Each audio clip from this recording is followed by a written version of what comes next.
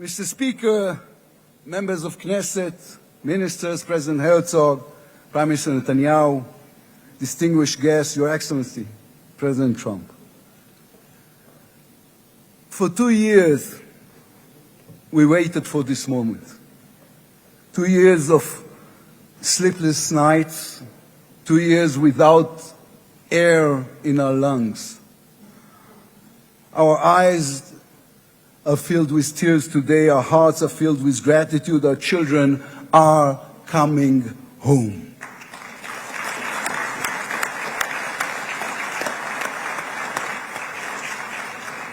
In the Babylonian Talmud, a sacred book of the Jewish people, it is written, whoever destroys one life, it is as though he destroyed an entire world, and whoever saves one life, it is though as he has saved an entire world. Mr. President, you have saved the lives of our hostages.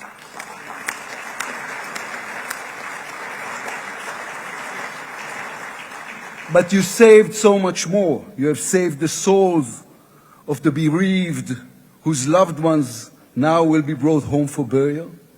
You have saved thousands of soldiers who will now not fall in battle. And you have saved millions from the horrors of war. You have saved more than one life, and each life is an entire world. This is a historic moment, and a reminder that history is shaped by people. It is shaped by those who know the past, but have the vision to change the future. When you were elected, you declared that you would be the President of Peace. You have kept your word.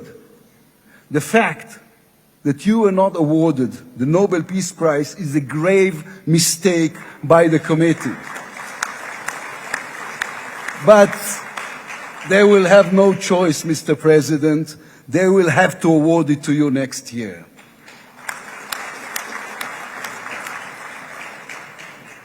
Peace will not come by waiting. It will come by building, by reaching out, and by daring once again to believe. You, Mr. President, have done the unimaginable. We will be eternally grateful. But we also need to take responsibility. The destiny of Israel will always be written by the people of Israel. We must now prove ourselves worthy of what has been achieved. From its founding, Israel has said to the world that our strength, our power, rest upon our values. Israel is the strongest country in the Middle East because we are the only democracy in the Middle East. Because we believe in the principles laid in our Declaration of Independence, which says Israel will ensure complete equality of social and political rights to all its inhabitants, irrespective of religion, race, or sex. It will guarantee freedom of religion, conscience, language, education, and culture. It will safeguard the holy places for all religions. Those are our values. That is who we are as people, as a country. Our neighbors must understand one more thing about us. We are not going anywhere. The Middle East is our home. We are here to stay. Our story did not end in the Bible. It began there. It continues in our laboratories and universities, in our innovation hubs.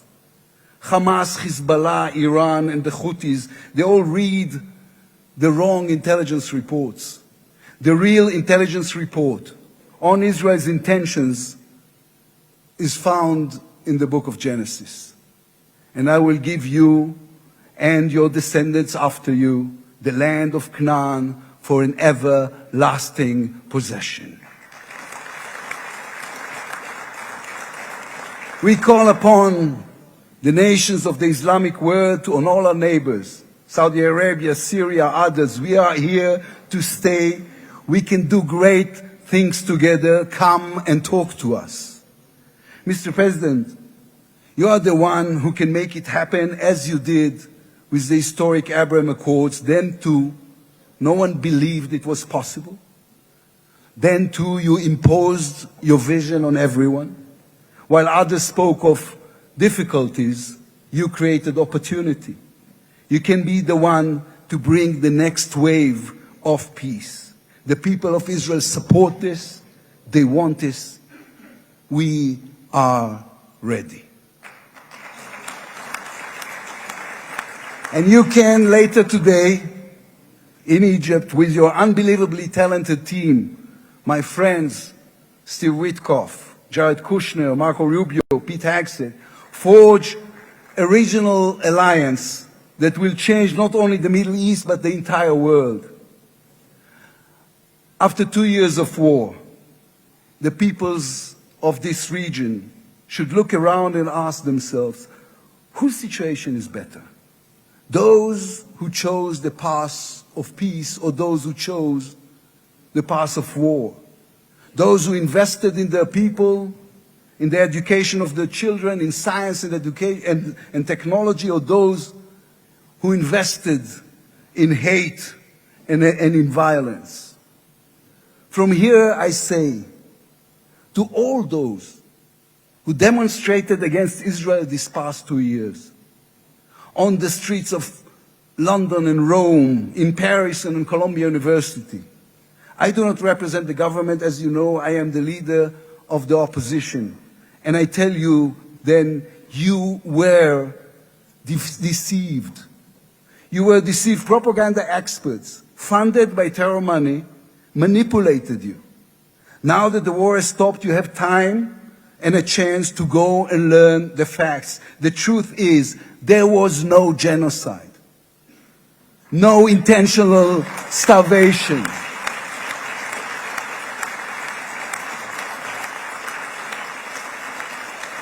The truth is, there was an army and a country fighting in the most complicated conditions imaginable against terrorists who send their own children to die for a follow-up, who use their own children as human shields.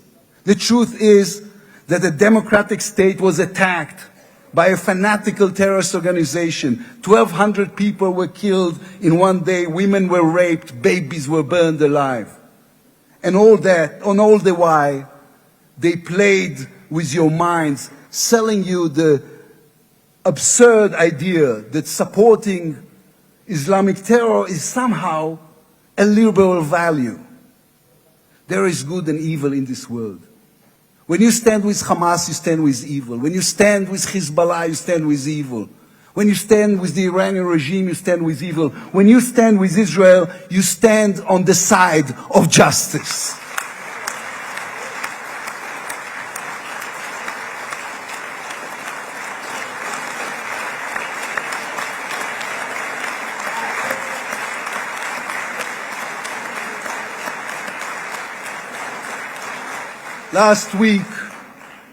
Last week I attended the 7th October memorial ceremony. An inspirational woman called Galit Dan spoke on stage. Galit had a daughter, Noya, a 13-year-old girl who was autistic like my daughter. And Noya was full of light. She loved Harry Potter. On that dark day, Noya was sleeping at her grandmother's, Carmela's house in Kibbutz Nir Oz. Carmela was 80 years old. Their bodies, grandmother and granddaughter, were found embraced. They were murdered together. On stage at the ceremony, Galit said a sentence that moved us all. We don't want revenge, she said. We want redemption. Today, the redemption begins.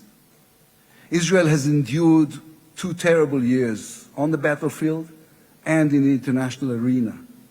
But in those 2 years, we also rediscovered our own greatness. We remember how good we can be. Our pilots who took control of the skies over Iran. our industries leading the world in technology, our civil society, which reached out to help every victim of the war. We will move forward toward a different future. Our heroic soldiers who saved us all will fold away their uniforms and rise as teachers and engineers, scientists and innovators, investors and small business owners. We will never be able to repay the debt to those who sacrificed everything these past years, to those who, as President Lincoln said, gave the last full measure of devotion. We can only be worthy of them, worthy of their sacrifice. Mr. President, allow me to speak also to the businessman in you, the deal maker who understands value. If there were one stock in the world I would invest in today, it is the State of Israel. If there were one nation that deserves unrestricted access to GPU chips, to AI and SMR technologies, to American markets, it is the State of Israel. Israel's future is intertwined with our eternal alliance, our strategic and moral covenant with our greatest friends, the United States of America. This war is over.